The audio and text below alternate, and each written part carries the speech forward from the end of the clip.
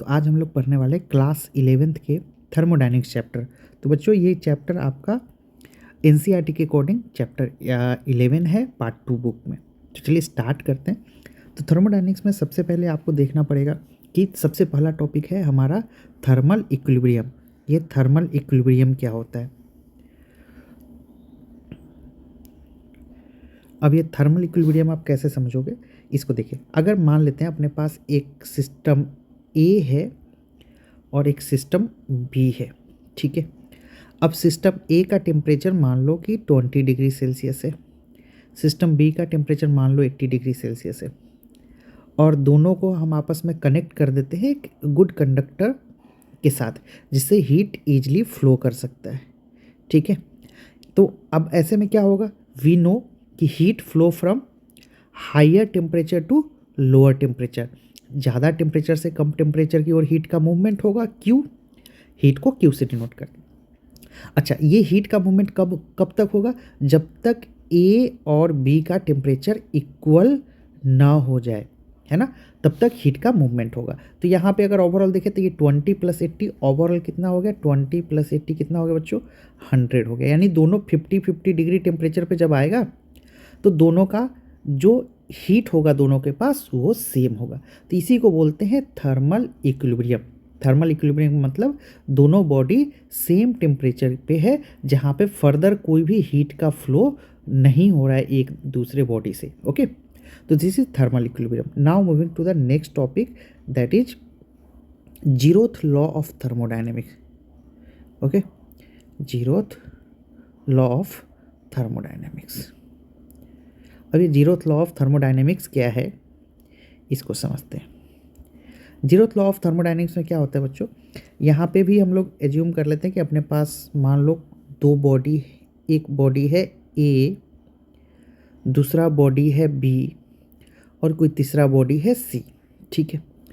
अगर यहाँ पे ए और बी, अभी हमने थर्मल इक्विलिब्रियम समझा, ए और बी आपस में थर्मल इक्विलिब्रियम में है, ए और बी आपस में थर्मल इक्विलिब्रियम में है, और बी एंड सी मतलब A and B are in thermal equilibrium, मैं शॉर्ट में लिख रहा हूँ THEQ, and B and C भी आपस में कैसा है? बी एंड सी भी आपस में थर्मल इक्विलिब्रियम में है। तो अब ऐसे केस में क्या होगा, जब बी और सी दोनों आपस में थर्मल इक्विलिब्रियम में है तो हम लोग ये बोल सकते हैं कि ऐसे केस में ए और सी भी आपस में थर्मल इक्विलिब्रियम में होगा, ए और सी भी आपस में थर्मल इक्विलिब्रियम में होगा। Then in that case we can say A and C will also be in thermal equilibrium. तो simple thermal zeroth law of thermodynamics क्या कहता है? If two bodies are in thermal equilibrium with the same body, then they are also in the thermal equilibrium with each other. Now moving to the first law of thermodynamics. अब first law of thermodynamics देखते हैं।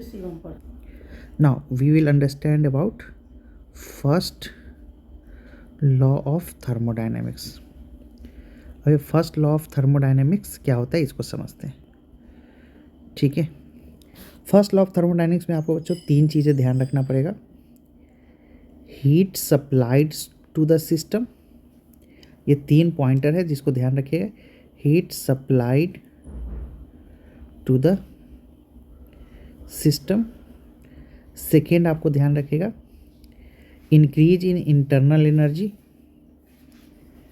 Increase in internal energy, and last one, work done by the system. ये 3 pointer को ध्यान रखना। अब तीनों के बेसिस पर समझते हैं कि इसका मतलब क्या है।